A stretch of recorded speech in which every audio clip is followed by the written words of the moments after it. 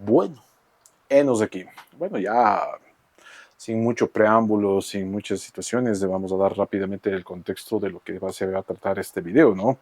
Y por supuesto agradeciéndoles a todos ustedes por convocarse a esta nueva entrega de música a lo bestia. Bueno, para entrar ya en contexto directamente, sin vaselina, ¿no? Ya, en abril, el 9 de abril, 8 de abril, mejor dicho, el 8 de abril de 1991 se reporta que un señor en Noruega denominado Dead se desvive bajo su propia mano, ¿no? Y es encontrado por el guitarrista de la banda a la cual pertenecía, denominado Euronymous. Ya saben a quién me hago referencia y siempre se lo recuerda a toda la gente que hemos seguido y gustamos de este género totalmente extremo que es el black metal. Eh, bueno, el señor Dead pertenecía ahora mejor dicho, de origen sueco, fue vocalista también de la banda sueca Morbid, un referente muy importante también para lo que después se convertiría en una escena de lo que se llamaría la escena del death metal sueco, sí, ¿no? Algunos de sus integrantes después conformarían algunas de las bandas más importantes que definirían lo que es este estilo del death metal sueco, ¿no? Bueno, a la final el señor Dede emigra o se va a vivir de Suecia en el año, me parece, 89 y bajo con la promesa de realizar y dar vida a ser el vocalista de uno de los discos más infames, malignos, detestables, controversiales, todos los adjetivos posibles, que era el de Mysteries Doom Satanás, ¿no? Inclusive a él se le atribuye, inclusive se le atribuye de haber dado el nombre al disco, ¿no? De Mysteries Doom Satanás, y del cual hasta 1991 él se encontraba grabando el disco del de Mysteries Doom Satanás. O sea, tanto Euronymous, el guitarrista, como el señor Dead eran los encargados de difundir que ellos iban a realizar el disco más infame de la historia de la música, y creo que a la final lo lograron, ¿no? Ya que Mayenne, este disco de Mayenne y la banda Mayenne se convirtió en ¿qué sería? En el referente, en el patrón, sí, en el patrón del cual se debería de referencia para crear lo que es el black metal noruego, que también se lo llama black metal 1.0, y eh, ellos son los gestores, generadores, su estilo para definir ya propiamente como un estilo muy apartado ya de la matriz que era el heavy metal, porque antes de eso, como todos sabemos, el black metal estaba definido más por la imagen, por los logos, por cuántas cruces invertidas y cachitos de demonios tenía la portada, el core spine ya existía, entonces era diversos, por ejemplo, podemos citar a los mismos Bathory, estaban los Punkies Venom, estaban los King Diamond, Merciful Fate, Hellhammer, los mismos Decide, y muchas otras bandas, Vital Remains, que o sea, era una infinidad, pero eran Black Death, Black Heavy, Heavy Black, Heavy Death, Heavy Melódico, Heavy Atmosférico o Heavy Atmosférico Black, Black Industrial inclusive, ¿sí? Entonces eso estaba definido de esa manera. Entonces, bueno, sin dispersarse demasiado, bueno, el black metal hasta ese entonces, para poner en contexto, se creía, que eran los inventores los Venom, ¿no? Porque ellos son los que iniciaron a poner el chivo, aunque eso no es tan cierto. De hecho, el black metal, si bien el black metal lleva el famoso chivito, el famoso diablo, que causó mucha controversia,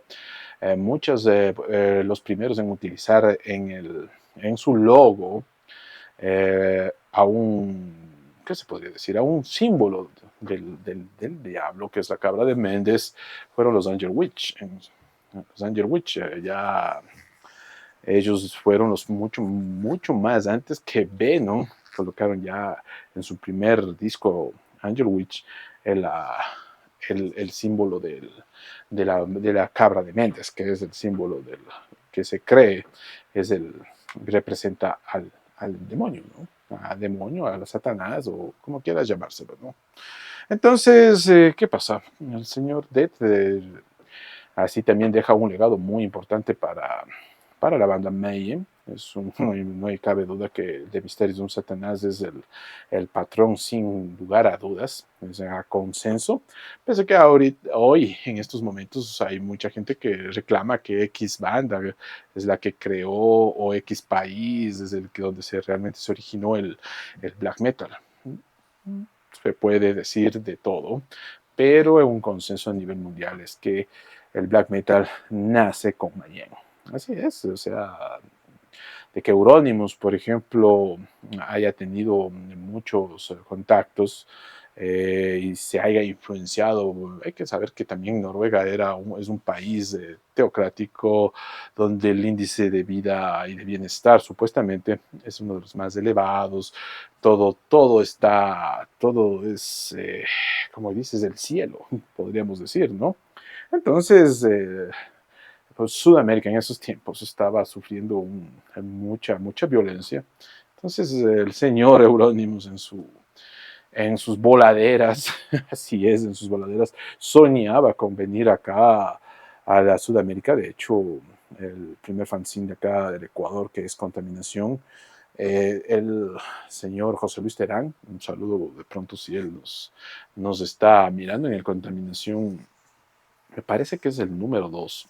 Me parece que el número 2, o sí, el número 2, ese fanzine, el fanzine edita o publica, mejor dicho, publica una entrevista con Euronymous, donde él menciona ¿qué sería? Su deseo de venir a una gira latinoamericana para él palpar la violencia que se estaba pasando acá, ¿no? Entonces hay que ver cómo ellos miraban a Sudamérica. Uh, entonces para ellos la violencia era algo fascinante, creo que hasta hermoso, ¿no? Entonces Euronymous era una persona que le gustaba de ser extremista, ¿no? Entonces le interesaba ese tipo de cosas y bueno, eso ya es otro cuento atrás. Bueno, entonces con uno de los grandes legados del señor Dead fue un mini LP llamado December Moon, ¿no? December Moon que también vio la luz posteriormente, ¿no? O sea, posteriormente, porque en realidad fue un demo, un demo. Entonces, el guitarrista de Morbid en el año 95-96 lanzó ¿qué sería? Una edición de 1000 copias de LP del December Moon con la portada original, ¿no? Claro que no es la portada original, tiene otros colores. En ese tiempo solo se podía conseguir en un bootleg, ¿no? Es un bootleg de lo que fue el December Moon, ¿no? El December Moon, que literalmente son demos y creo que son 4 o 5 canciones. Con Mayhem, él solo grabó, con Mayhem grabaría 2 canciones del de Mysteries de un Satanás, ¿no? Del de Mysteries de un Satanás, y que han circulado en muchos bootlegs. De hecho, la fotografía de una de las fotografías, porque son 2 fotografías que fueron tomadas por el mismo Euronymous cuando él encuentra el cuerpo del desvivido.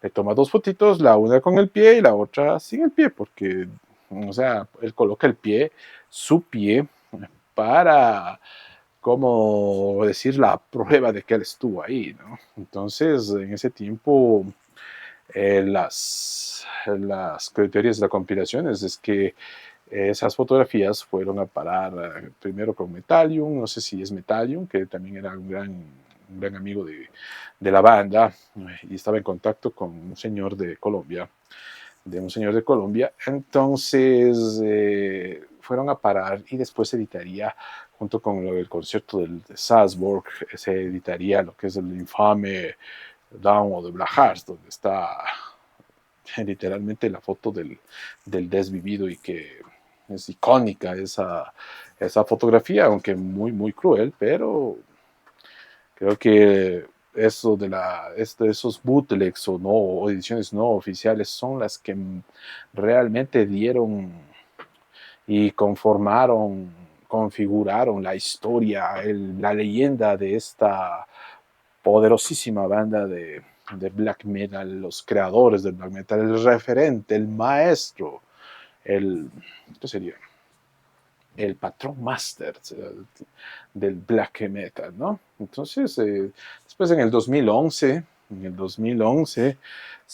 la Century Media editaría una especie de tributo y una edición oficial de, de Morbid 1987, ¿sí? The Year of the God, que se llama, ¿no? Esta es una edición de lujo. En el 2011 se editaría la Century Media como una especie de tributo a la familia.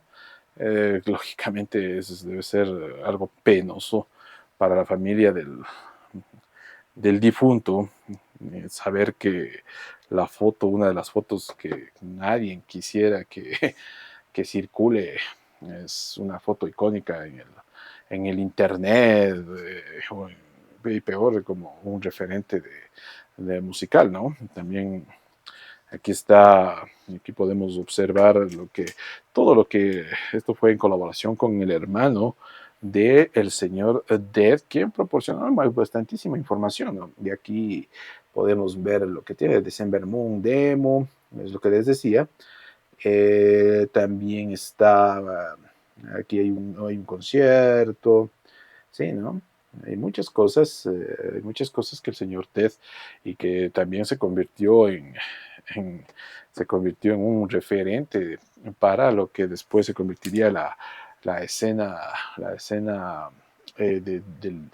del death metal sueco, ¿no? La escena sueca, ¿no? Con tanto bandas de death metal como bandas de black metal, junto con el señor, inclusive se lo compara que el señor Dead fue mucho más famoso que el señor Quorton, que también es otro de los personajes suecos que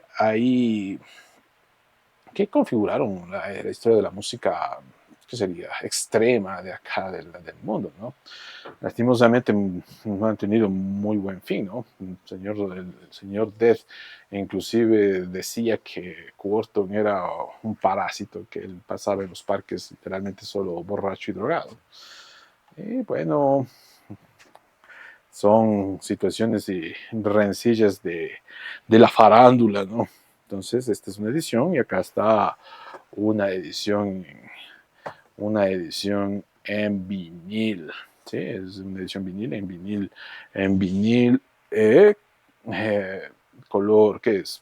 Plomo, no plomo, no, o sea, morado, lila, cian, no sé el término exacto, cómo se le conoce, pero bueno, en mis tiempos decían que esto era moradito, ¿no?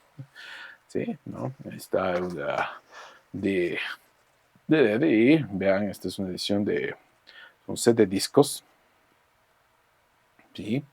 Entonces, vea eso.